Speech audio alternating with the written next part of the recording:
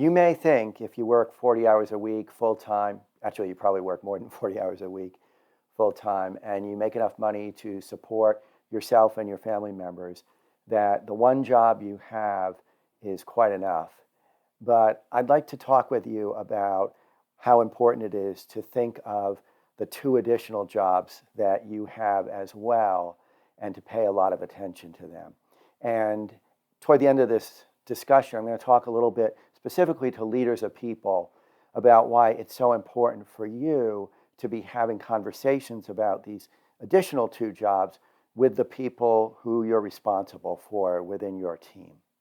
I'm Ken Dolan-Del. I share critical thinking on leadership and parenting and lots of other important relationships on Work Life Confidential on YouTube. So if you find this information useful, please give a like and please consider subscribing. And also leave comments and questions. I'm happy to respond to what you say. So the second job that we should all be paying attention to is the job of managing our career, of stewarding our career, so that we're thinking about, where do I want to go from here? What's my goal 5 years from now, 10 years from now? Those goals may change, but it's a really good thing to have them, to have your own North Star that you're working toward, so that you are enriching your experience of learning over time, so that you are learning things that are going to help you move forward towards your goal. So you're connecting with people who know more than you do about the topics that you want to learn more about. You're building a network of support, people who vouch for you, people who are interested in your career. You're connecting to mentors, specifically people who can mentor you in the direction that you want to go. And this is all very important because we don't know what's going to happen with the jobs that we're currently in. They're often seeming stable for the moment, but they may not be stable for the longer term. And the more you have a sense of where you want to go, the more you can make sense of the changes that are coming at you in your current role, the changes organizationally that are happening. And you can also be scanning for opportunities to move in a direction that's going to suit you even better. So managing your career very actively is the second job that all of us have. The third job that we have is managing our money. Now, this is even more important, of course, in the current situation. So many people are in dire economic straits, but most Americans, you may have heard this before, most Americans are about 1 or 2 paychecks away from catastrophe at any given time. This is before the current crisis of the pandemic.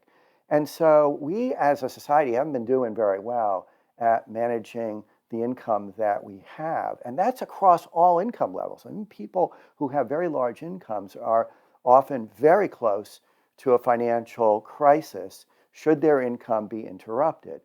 So that third job of managing our finances is something that you can pay attention to all the time. You can be putting a little bit of your salary or your paycheck aside, maybe in a saving vehicle that your employer offers, like a 401, or maybe just you're having it taken out and put in your savings account every time you're paid, put aside for you paying yourself, as they say.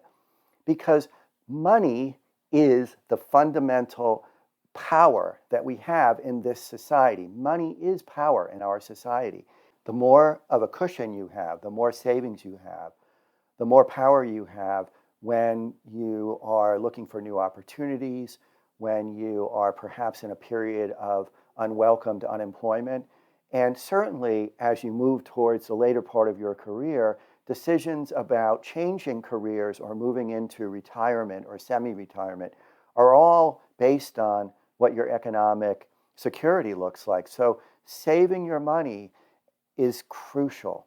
And I'll talk another time about how important it is to distinguish the differences between things we need and things we want so that you can make judgments that help you to save more. That's a topic for another day. I want to talk a little bit about why leaders should be talking about these two additional jobs with your team members. And I go here because I've had conversations with leaders about this, and they'll say things like, well, I don't want to talk to my team members about this because it might make them feel like their job is insecure, their job is unstable, maybe there's going to be layoffs. Well, most jobs are ultimately insecure. There are likely to be organizational changes. There are likely to be layoffs. And so a good leader is talking with the people who are on his or her team in a way that's honest and respectful of reality. That's a simple reality. And you can certainly say to people, there's absolutely no changes that are coming down the pipe as far as I'm aware, but it's also just important for you to be thinking actively about what you want for yourself, because you are going to do your best work, whether it's in this organization or in some other organization or in a different role within this organization. If you feel fulfilled, if you feel energized, if you feel like you are following a path of your own creation. And so it's really helpful to talk regularly with the people who report to you about this, to ask them how they're doing and what they're learning, and how are they doing in terms of saving for retirement? Are they using the vehicles that the company makes available for them? These kinds of conversations show caring, which is very important. And so these second and third jobs that we all have, the second job of stewarding our career and the third job of managing our money, are great for everybody, and they're great for leaders to reinforce through conversations now and again. I want to leave with the quote that I often return to when I'm thinking about how important it is to talk about the things that we don't usually talk about, even some things that are taboo. And the taboo things are the things that we should probably talk about more than any. The words of the great Fred Rogers, Mr. Rogers, who said, if it's mentionable, it's manageable. I believe everything about the human experience should be mentionable, because that way we can manage it. In fact, we can manage it together. So I'm Ken Dolan-Del.